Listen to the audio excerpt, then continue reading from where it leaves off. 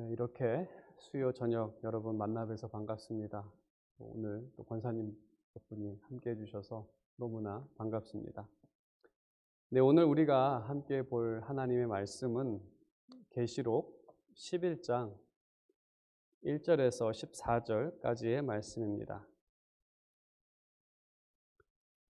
계시록 11장 1절에서 14절까지의 말씀을 우리가 번갈아 가면서 교독하도록 하겠습니다. 제가 먼저 1절, 여러분께서 2절 번갈아 가면서 읽고 14절은 함께 읽겠습니다. 요한계시록 11장 1절에서 14절에 기록된 하나님의 말씀입니다. 또 내게 지팡이 같은 갈대를 주며 말하기를 일어나서 하나님의 성전과 제단과 그 안에서 경배하는 자들을 측량하되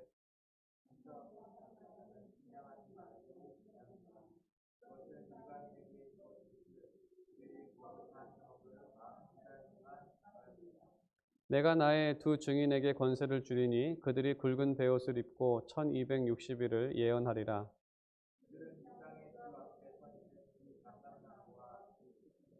만일 누구든지 그들을 해하고자 하면 그들의 입에서 불이 나와서 그들의 원수를 삼켜 버릴 것이요 누구든지 그들을 해하고자 하면 반드시 그와 같이 죽임을 당하리라.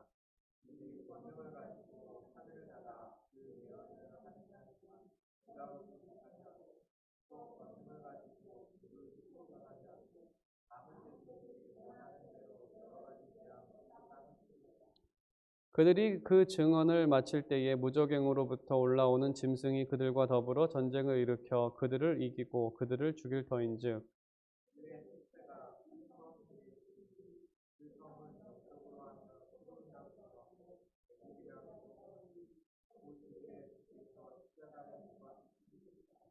백성들과 족속과 방언과 나라 중에서 사람들이 그 시체를 사흘 반 동안을 보며 무덤에 장사하지 못하게 하리로다.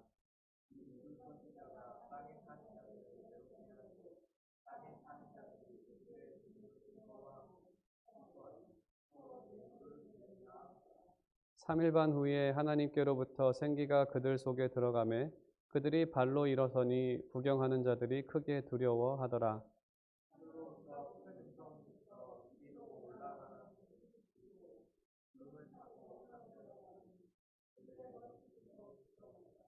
그때에 큰 지진이 나서 성 10분의 1이 무너지고 지진에 죽은 사람이 7천이라. 그 남은 자들이 두려워하여 영광을 하늘의 하나님께 돌리더라. 둘째 화는 지나갔으나 보라 셋째 화가 속히 이르는도다. 아멘. 네, 오늘은 계속해서 10장과 11장은 여섯 번째와 일곱 번째 나팔이 부는 사이에 있는 마치 간주와 같은, 노래로 한다면 중간에 있는 간주와 같은 그러한 말씀들입니다. 이 부분은 인을 뗐던 것과 또 앞으로 앞에 기록된 대접을 붙는 여섯 번째, 일곱 번째 사이에 교회 사역에 대한 부분, 특히 구원 사역에 대한 부분을 기록한 부분입니다. 이러한 격언이 있습니다. 최후에 웃는 자가 최후의 승자다. 또 이러한 격언도 있습니다. 끝날 때까지 끝난 것이 아니다. 이 격언들은 패배하고 있는 상황에서, 지고 있는 상황에서 끝까지 포기하지 말라는 그러한 동기를 주는 말입니다. 그리고 반대로 이기고 있는 상황이라면 경계를 끝까지 늦추지 말라는 그러한 말이기도 합니다. 하지만 한국교회를 보게 되면 너무 빨리 승리를 말하고 웃지 않았나라는 생각을 하게 됩니다.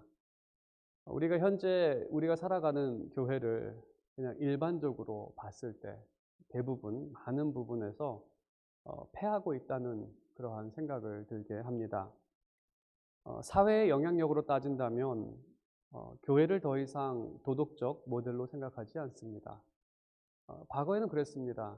그들은 이웃을 사랑할 줄 알고 또 그들의 삶의 모습이 모범적이었기 때문에 그들이 편협하고 너무 편협하다는 말을 들어도 적어도 그들은 선량한 사람들이고 정직한 사람들이라는 말을 들었었습니다. 하지만 더 이상 교회는 사회에 영향력을 미치지 못합니다. 그리고 영적으로 평가했을 때 해도 교회는 새 생명을 잉태할 수 있는 능력조차도 상실해 가고 있습니다. 이러한 상황에서도 주님은 말씀을 통해 끝난 것이 아님을 말씀하고 계십니다. 사실 이 모든 과정이 계시록을 통해서 본다면 어떤 한 과정이고 교회가 결국에는 최종 승리를 거둘 것이다라는 그러한 말씀이 계시록에 기록이 되어 있습니다. 그럼 우리가 함께 오늘 본문을 살펴보면서 과연 이 사실이 어떻게 또 어떤 모습으로 기록되고 있는지 또 우리의 이 상황을 함께 보면서 적용하면서 본문을 살펴보도록 하겠습니다. 1절의 말씀을 보게 되면 그 바로 앞부분에서는 이제 두루마리를 줘서 먹게 했는데 이번에는 이제 갈대를 주어서 측량하는 일을 하나님께서 시키십니다. 요한에게. 그래서 그가 측량할 것은 성전과 제단과 마지막으로 경배하는 자들을 측량하라는 그러한 명령을 받습니다. 이 본문은 그 전에 그 에스겔서를 전에 이제 제가 그 방송을 만들어서 작년에 에스겔서를 쭉 했는데 에스겔서에서 기록된 성전을 측량하는 구절과 상당히 유사합니다. 또 이전에 두루마리를 먹는 사건도 에스겔의 경험과 유사하듯이 이 경험도 그 구절과 연관되어 있는데 에스겔서와 오늘 본문을 비교하면 한 가지 크게 다른 점이 발견됩니다. 그거는 오늘 말씀을 보게 되면 이 경배하는 자들, 예배자를 측량하라는 명령이 추가가 되어 있습니다. 에스겔에서는 성전만 측량하라고 되어 있는데 오늘 본문에는 예배자들도 측량하라고 되어 있습니다. 이 말씀의 의미는 하나님의 거룩한 성전이 건물이 아니라 거룩한 예배자들의 모임이라는 의미입니다. 그래서 베드로 사도는 베드로전서 2장 5절에 그 성도들을 가리켜서 너희도 살아있는 돌같이 신령한 집으로 세워지고 그들의 모임이 마치 돌들이 모여서 성전을 거룩한 집으로 세워지는 것과 같다라고 베드로 사도는 말합니다. 그들을 측량한다는 것은 우리가 요한계시록 앞부분에 살펴본 것처럼 그 인침을 받은 하나님의 백성을 계수한다는 의미입니다. 이전 기록에서 14만 4천이라는 숫자를 정확하게 계수해서 하고 있는데 오늘 본문에서는 이제 하나님 백성을 계수하는, 그래서 성전의 크기와 예배자의 숫자는 동일한 의미를 갖고 있습니다. 왜냐하면 성전이 예배자이고 예배자가 성전이기 때문입니다. 그러한 의미에서 이제 2절과 나머지 부분을 생각해 본다면 2절을 보게 되면 성전 바깥에 있는 마당은 측량하지 말라고 명령하십니다. 그 이스라엘의 성전이 있으면 성소와 지성소가 있고 또 성소 밖에는 이제 뜰이 있는데 그 바깥 마당에 있는 그 곳은 측량하지 말라고 명령하시는데 그 의미는 성전 바깥 마당에 있는 모든 사람이 하나님의 백성이 아니란 의미입니다. 성전 바깥 마당도 오늘 본문에 기록된 것처럼 거룩한 곳입니다. 하지만 그곳을 이방인에게 41개월간 하나님께서 허락하시겠다라고 말씀을 하십니다. 이방인들이 그 뜰에 오는 것을 허락하신다는 것입니다. 그리고 이방인들이 와서 그곳을 이제 짓밟는다라고 말하고 있습니다. 여기서 말하는 이방인은 하나님 백성이 아닌 사람들, 하나님 백성과 원수인, 하나님과 원수인 사람들을 의미합니다. 그럼 성전 바깥, 이 성전 바깥은 무엇을 의미하는가? 오늘날로 생각해 보면 이 땅에 세워진 우리 눈에 보이는 교회를 의미합니다. 우리 교회도 거룩한 곳입니다. 하지만 하나님께서 정한 기간 동안에는 그곳에는 하나님의 백성만 있는 것이 아니라 때로는 그 하나님과 원수된 사람들에 의해서 어려움도 당한다는 것입니다. 그래서 그 교회를 그 전투적 교회라고 합니다. 영적으로 싸우는 교회. 죄로부터 완전히 자유하지는 못하기 때문에 여전히 죄 가운데에서 싸울 수밖에 없는, 그래서 교회는 육신적으로 또 가시적 측면에서 각종 위험에 노출되어 있습니다. 때로는 교회가 외부로부터 핍박을 당하기도 합니다. 또 내부에서 어려움이 발생하기도 합니다. 하지만 우리가 기억해야 하는 것은 그것도 오늘 말씀에 있는 것처럼 그것도 거룩한 곳이기 때문에 성도들의 영혼은 하나님의 보호를 받는다는 것입니다. 좀 역설적이지만 그 성전 마당은 이 고난과 보호가 함께 공존하는 그러한 공간으로 계시록은 묘사하고 있습니다. 그래서 하나님께서 그들을 보호하기 때문에 어떠한 핍박 가운데에서도 그들이 믿음으로 인내하며 소망 가운데 위로를 얻고 기쁨으로 그 교회 생활을 한다는 것입니다. 교회가 원수들의 핍박을 받는 기간을 상징적으로 3년 6개월, 42개월로 정하셨습니다. 오늘 본문이 그렇게 기록하고 있습니다. 교회 어려움에 3년 6개월만 있다고 한다면이야 참 좋겠지만 이것은 상징적인 숫자입니다. 그 기간 언급했듯이 물리적 핍박을 당하기도 하고 영적인 거짓말로 미혹하며 교회를 흔드는 여러 가지 그 위에는 이제 사탄이라는 그 한 사람이 많은 것을 조정을 하겠죠. 이러한 공격에 대해 주님은 여러 가지 방법으로 교회를 보호하시는데 본문은 그 중에서 바로 선지자를 보내신 일을 기록하고 있습니다. 교회를 보호하시기 위해 또한 이 원수라도 그 이방인들 중에서 그들을 돌이키시기 위해 하나님께서는 그 선지자를 보내십니다. 바로 2명의 선지자를 통해서 교회 사역의 그 어떤 의미를 우리가 찾을 수 있고 그들이 어떻게 교회를 보호하고 사역하는지 알 수 있습니다. 3절에 기록된 것처럼 이 두 사람에게는 하나님께서 권세를 주셨는데 그들은 1260일간 사역을 합니다. 그러니까 1260일이라는 것은 42개월하고 같은 시간입니다. 그러니까 보통 한 달이 30일인데 42개월 곱하기 30을 하면 1260일이 됩니다. 그래서 핍박을 받는 날과 그들이 사역하는 날이 동일합니다. 그들은 굵은 베옷을 입고 있습니다. 굵은 베옷은 구약에서 장례식이나 큰 슬픔 가운데 입었던 옷입니다. 이것은 그들의 메시지가 회개를 촉구한다는 의미입니다. 그들은 주님께로 돌아서라는 그러한 메시지를 전파합니다. 불신앙과 불순종의 자리에 있다면 돌아오라는 것입니다. 이 내용은 우리가 서론에서 살펴봤던 우리가 이 요한계시록을 읽을 때 늘 염두에 두어야 하는 것은 이것을 처음 읽고 있었던 사람들은 바로 7교회입니다.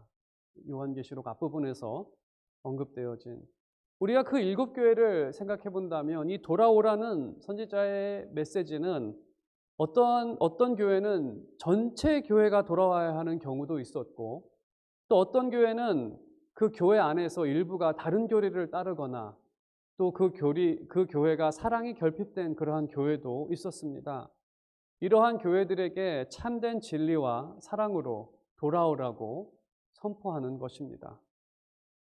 그러면 한 명이 아니라 2명을 파송한 의미를 2가지로 생각해 볼 수 있는데 그 의미는 첫 번째는 구약에서는 2명 이상의 증인이 있어야 진리로 받아들여지기 때문이라고 우리가 2명을 해석해 볼 수 있습니다.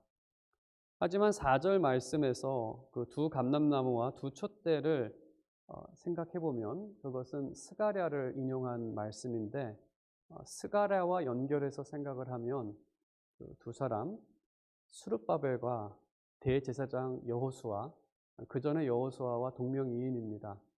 그 느헤미야 시대 때 스가랴 시대 때 있었던 대제사장의 이름도 여호수아였습니다.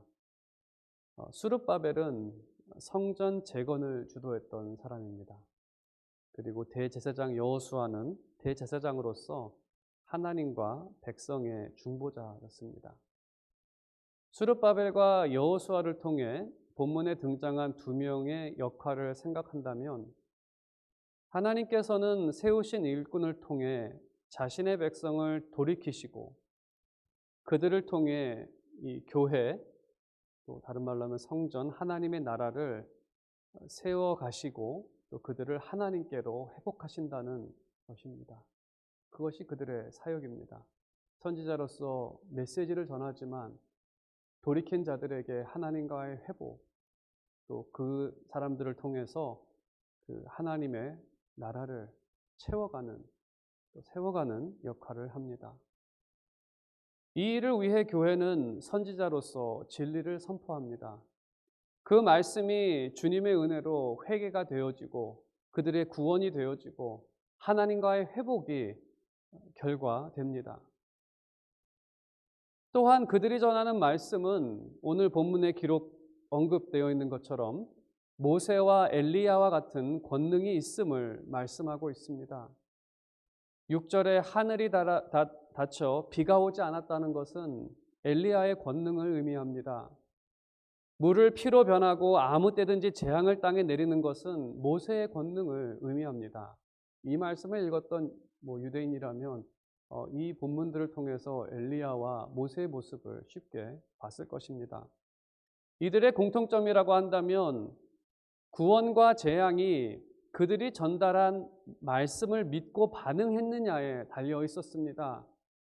모세가 재앙을 경고했을 때 그 말씀을 믿고 따랐던 사람들은 구원을 얻었고 그 말씀을 무시했던 사람은 재앙을 당했습니다. 이 모세의 10가지 재앙에서 나타난 모습입니다. 엘리야도 마찬가지입니다. 엘리야 시대 때 아합 왕이 있었는데 아합 왕은 그 이스라엘 역사상 가장 악한 최악의 왕으로 알려진 인물입니다. 그럼에도 불구하고 그가 회개했을 때 그 회개가 구원이 되었습니다. 참 놀라운 일 아닙니까? 여러분께서 아합 왕에 대한 이야기를 한번 쭉 읽어보십시오. 엘리야가 경고했을 때 그 말을 듣고 금식하면서 회개를 합니다. 그 모습을 보고 하나님께서 그 재앙을 그 다음 세대로 넘기시는 그러한 좀 이렇게 연기시키는 말씀이 나옵니다.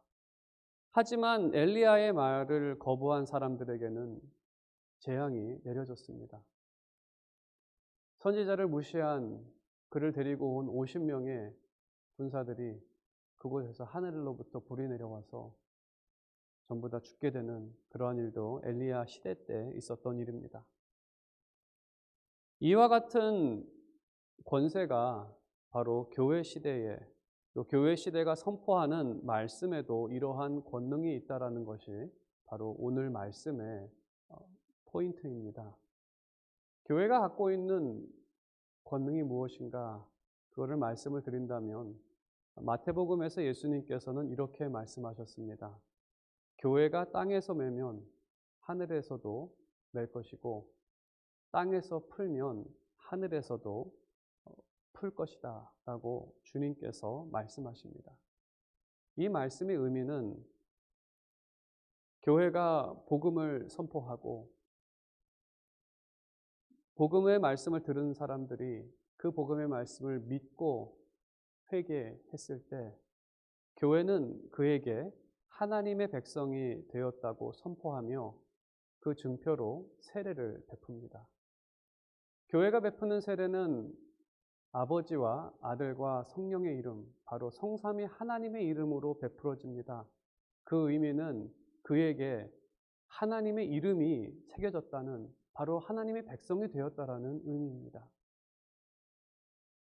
그래서 교회가 한 사람의 믿음의 고백을 듣고 교회가 교회 결정에 따라 그에게 하나님의 백성이 되었다라고 선포하고 세례한다면 주님께서도 그 사람을 하나님의 백성으로 인정하시고 받아주시겠다는 겁니다. 하지만 반면에 믿지 않고 끝까지 불순종한 사람에게 교회는 그 사람에 대해서 당신에게는 천국의 유업이 없습니다라고 선포할 것입니다. 그리고 그렇게 선포된다면 주님도 그렇게 심판하실 것이다라고 말씀하시는 것입니다.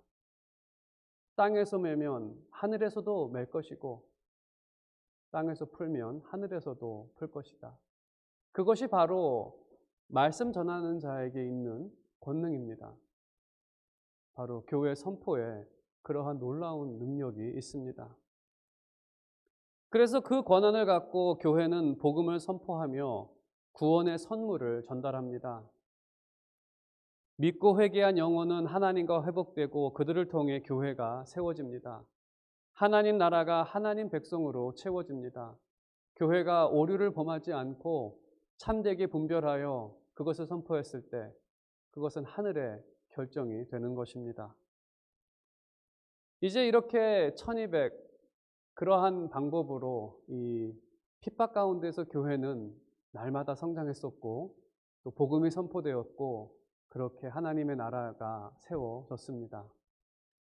이제 그들의 사역이 끝날 때 7절에 있는 것처럼 짐승이 올라옵니다. 짐승이라는 것은 사탄을 의미하는데 그들은 선지자들과 더불어 전쟁을 일으킵니다. 교회 사역을 공격한다는 의미입니다. 그리고 사탄이 이기고 참된 진리를 선포한 선지자들은 죽임을 당합니다.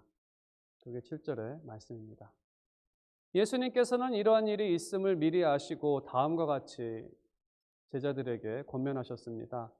나로 말미암아 너희를 욕하고 박해하고 거짓으로 너희를 거슬러 모든 악한 말을 할 때에는 너희에게 복이 있나니 기뻐하고 즐거워하라. 하늘에서 너희의 상이 큼이라.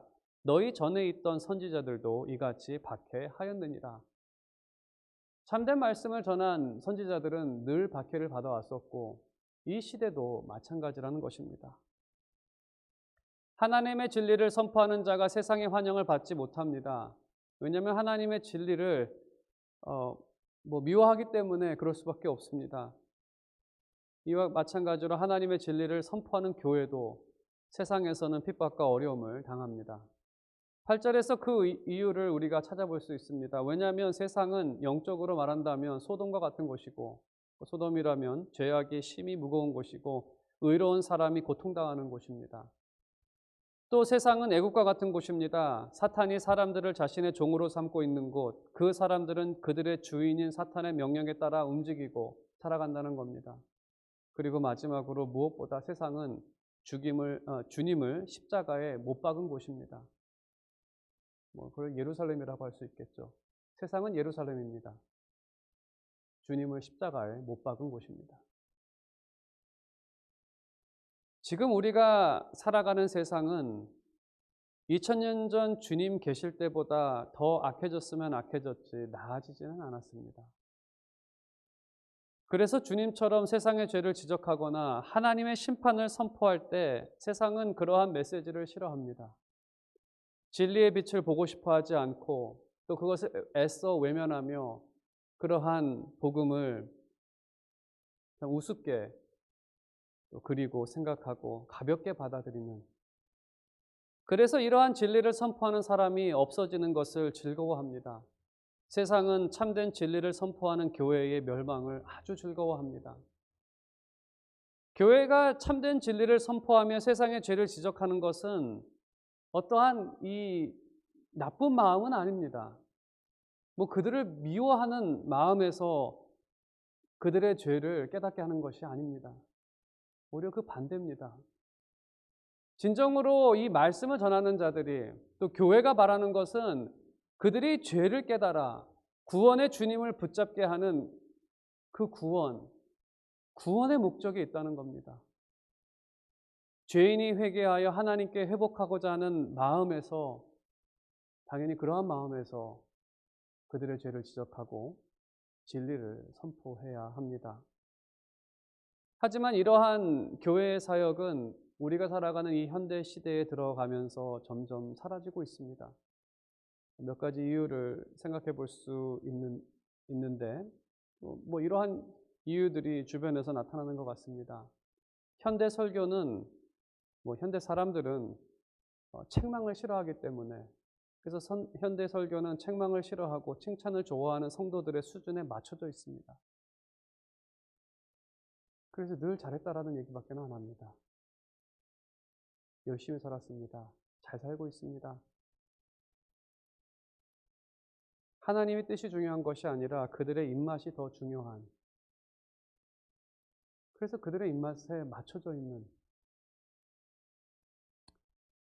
그리고 또 한 가지 문제는 이 시대에 성도들뿐만 아니라 또 목회자들까지도 책망이나 징계가 불가능한 세대를 살고 있습니다. 목회자를 징계하는 것 아주 힘든, 거의 불가능한, 그들의 범죄를 그냥 넘겨주는, 그냥 넘어가는 그러한 상황이다 보니 성도들을 책망하거나 징계하는 것, 목회자들도 그렇게 생각합니다. 여기 교단만 교단인가, 난 딴 교단 가서 목회 계속하면 되지. 성도들은 마찬가지입니다. 교회에서 어떤 성도를 책망한다. 이 교회만 교회인가, 옆에 교회로 가면 되지. 징계가 마비가 되었습니다. 책망도 할 수 없고, 그들을 바르게 할 수도 없고, 옳은 길도 인도할 수도 없는, 그래서 결국 죄는 활기치게 됩니다. 무엇을 해도 교회는 뭐라고 하지 않고, 무엇을 해도 아무런 상관이 없는, 하지만 그러한 상황에서 죄인은 본인이 회개할 기회를 잃는다는 것입니다. 회개할 기회가 많이 없다는 겁니다. 그냥 죄의 길에서 그것이 어디로 가는지도 모르고 멸망으로 향하는지도 모르고 계속 가게 하는, 오늘 본문은 이 주님 재림이 임박한 날 참된 진리와 그 진리를 선포하는 교회는 전부 없어질 것이다 라고 말씀하십니다. 마지막에는 제 생각에는 모르겠습니다. 저만 그렇게 느끼는 건지 모르겠지만 그날이 너무 가까이 왔다고 생각합니다. 이제는 정말 그 참된 진리를 선포한다는 것, 이것이 무척 힘든 그러한 시대. 이제 10절에서 마지막 9절들을 보겠습니다. 교회의 사역을 상징하는 두 선지자가 죽게 되었을 때 세상이 그들의 죽음으로 기뻐합니다. 왜냐하면 세상을 괴롭게 했기 때문에, 듣기 싫은 얘기하고 정말 어떻게 할 수 없는 그러한 사람들. 하지만 그 사람이 죽었기 때문에 세상은 그들의 죽음으로 기뻐합니다. 그리고 서로 선물을 나눕니다. 무슨 크리스마스 때 선물 나누는 것처럼 너무나 기뻐서 기쁘다 그들 죽었네 라고 하면서 선물을 나눕니다. 다른 말로 하면 교회를 이겼다고 그들이 생각합니다. 하지만 오늘 본문을 보게 되면 그들의 기쁨은 3일 반나절에 끝이 납니다. 하나님께서 두 선지자를 부활시키십니다. 그리고 이것을 목격한 세상은 두려워합니다. 두려워할 수밖에 없는 이유는 그들은 선지자들의 말을 무시했기 때문에 이 부활의 모습은 두려울 수밖에 없습니다. 왜냐하면 세상은 그들이 죽었을 때 이 선지자들의 말이 거짓이라는 것을 확증하면서 더더욱 회개하지 않았습니다.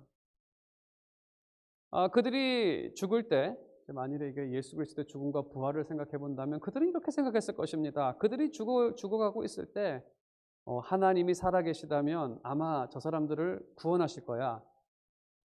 비아냥거리면서 그렇게 말했을 것입니다. 야, 너희들부터 한번 구원해봐라. 나를 구원하기 전에. 그리고 그들이 죽었을 때는 더 자신만만했을 것입니다. 봐라, 하나님이 구원도 못하시지. 그래서 그들은 나는 죄인이 아니야. 마지막에는 하나님의 심판 따위는 없을 것이야. 그것을 확실히 믿었습니다. 왜냐하면 사탄이 이겼고 그들이 죽었기 때문에. 하지만 선지자들이 부활했을 때 그들이 전한 모든 내용이 사실임이 증명되었습니다. 하나님께서는 그들을 죽음에서 구원하셨습니다. 그리고 부활의 영광을 그들에게 주셨습니다. 이러한 사실 앞에 세상의 죄인들은 그제서야 깨닫습니다. 자기 자신이 죄인이었다는 사실을, 그들이 지적한 내용이 다 옳았다는 사실을, 이제 하나님의 심판을 피할 수 없으며 지금까지 자신이 살았던 삶의 모든 부분이 하나님을 대항하는 것이었다는 사실을 그제서야 깨닫게 된다는 것입니다. 바로 그리스도께서 재림하셔서 그들이 부활한 그날, 이 마지막 주님의 재림이 임박한, 주님의 심판이 임박한 날, 선지자들의 부활 앞에 두려워할 수밖에 없다는 것입니다. 12절에 있는 것처럼 그들이 보는 앞에서 선지자들은 하늘로 승천하게 됩니다. 그리고 13절에 반면에 땅에는 지진이 일어나 10분의 1이 죽습니다. 그리고 그 숫자는 7,000명이라고 말하고 있습니다. 이 두 가지 숫자를 구약에 비추어서 생각을 해본다면 10분의 1이라는 것은 전체를 대표하는 숫자입니다. 10분의 1이라는 죄인들이 대표로 죽게 되었는데 이 죽음은 모든 사람도 죄인이며 죽게 될 것을 알리는 그러한 일입니다. 거기에 7,000명을 더한다면 의미가 더 확실해지는데 7,000명은 엘리야 시대에 하나님께 무릎 꿇지 않은 사람들을 대표하는 숫자였습니다. 여기서 7,000명은 하나님을 대항하는 사람을 대표하는 숫자입니다. 그래서 10분의 1과 7,000명은 그들의 죽음은 세상 모든 사람들의 운명을 알리는 죽음이고 세상이 같은 범죄를 저질렀기 때문에 죽음을 당하게 된다는 것입니다. 그들은 하나님의 말씀을 듣지 않았습니다. 대항하고 무시하고 전달하는 자들을 때리고 창피 주고 진리를 선포하는 교회를 핍박했습니다. 그리고 마지막 날 그들은 어쩔 수 없이 하나님께 영광을 돌립니다. 이건 긍정적인 의미는 아닙니다. 영광을 돌린다는 것은 하나님을 높은 분으로 생각한다는 그러한 의미인데 원수도 사탄도 마지막 날에는 하나님의 위엄과 그 높으심 앞에 그분을 인정할 수밖에 없다는 의미입니다. 하지만 때는 늦었습니다. 이미 교회의 구원 사역은 끝이 났습니다. 그들이 끝냈습니다. 회개를 하게 하지 못하고 말씀을 선포하게 하지 못하고 그 구원의 길을 막아버리는 스스로 한 일. 그래서 그들에게는 하나님의 이름으로 세례를 줄 교회도 없고 목사도 없고 왜냐하면 그들이 전부 없었기 때문에 이것이 바로 오늘 마지막 구절에 읽었던 세 번째 화가 두 번째 화 그리고 세 번째 화가 오는 더 이상 돌이킬 수 없는 세상에서 교회가 없어지고 주님의 일꾼이 없어지는 것보다 더 큰 화는 없습니다. 누가 회개를 선포하고 누가 그들을 하나님의 백성으로 천국의 문을 열어서 환영하고 누가 그들에게 위로의 말씀과 또 그들을 그리스도를 대표하는 목자로서 이끌어갈 수 있겠습니까? 오늘 말씀의 그 결론을 맺는다면 우리는 이 본문은 7 교회에게 주신 주님의 말씀이라는 사실을 기억해야 합니다. 이 7 교회 중에는 진리로 인해 어려움과 핍박을 당하는 교회들이 있었습니다. 그들이 핍박을 당하는 것은 교회가 선포하는 진리를 세상에 싫어하기 때문이다라고 그들에게 설명하고 있습니다. 하지만 본문은 그 진리만이 구원과 인간이 하나님께 회복될 수 있는 유일한 길이라는 것을 말하고 있습니다. 진리를 통해 세상을 봤을 때 그들이 당할 멸망으로 인해 우리는 측은함과 불쌍함으로 세상을 바라봐야 합니다. 주님께서 예루살렘에서 보이셨던 모습은 통곡이었습니다. 예루살렘을 보면서 통곡하셨습니다. 그 예루살렘은 예수 그리스도 자신을 죽일 도시였지만 자신의 죽음보다 앞으로 그들이 당할 심판이 더 참혹했기 때문에 십자가 앞에서 그것을 불쌍하게 생각하는 여인들에게 나를 위해 울지 말고 너희들을 위해 울라고 말씀을 하십니다. 주님께서는 자신을 죽인 그 도시를 여전히 불쌍히 여기셨습니다. 이러한 마음으로 교회는 그리스도와 함께 인내하며 우리가 살아가는 이 세상이 아무리 악하고 어려운 세상이라 하더라도 우리는 그리스도와 함께 인내하며 그들을 긍휼히 여기며 이 진리를 선포해야 합니다. 교회가 핍박을 당하는 고통은 의미 없는 고통이 아닙니다. 이것은 우리가 인내하고 또 이것을 통해서 우리가 하나님의 참된 복음을 전하고 있다라는 그러한 증명이기도 하기 때문입니다. 하지만 우리가 또한 기억해야 하는 것은 핍박의 기간은 3년 6개월로 정해져 있고 그들의 승리는 3일 반만 그들이 기뻐한다는 것입니다. 하지만 교회의 승리는 영원하고 우리가 최후의 웃는 자이고 그리고 요한계시록 마지막 부분에서 말하고 있지만 교회가 누릴 은혜의 날은 1000년입니다.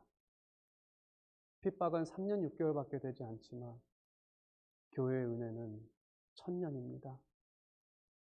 그렇기 때문에 우리가 인내할 수 있습니다. 이것은 하나님께서 주실 은혜가 우리가 당할 고통보다 300배 이상의 은혜를 우리에게 주신다는 것입니다. 그래서 우리가 잠시 당하는 힘듦 참고 인내할 수 있습니다. 그 이유는 무엇보다도 그 인내가 나의 구원이 되었기 때문입니다.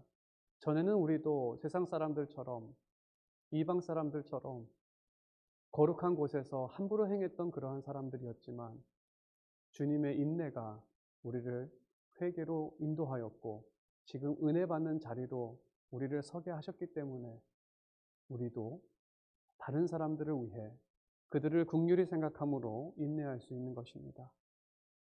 여기 계신 모든 여러분 또 방송을 통해 보고 계시는 분들 여러분께서 이 사실을 믿고 진리 가운데 인내하며 시대를 분별하는 영적 지혜를 따라 살아가는 그러한 여러분 모두가 되시기를 주님의 이름으로 축원드립니다.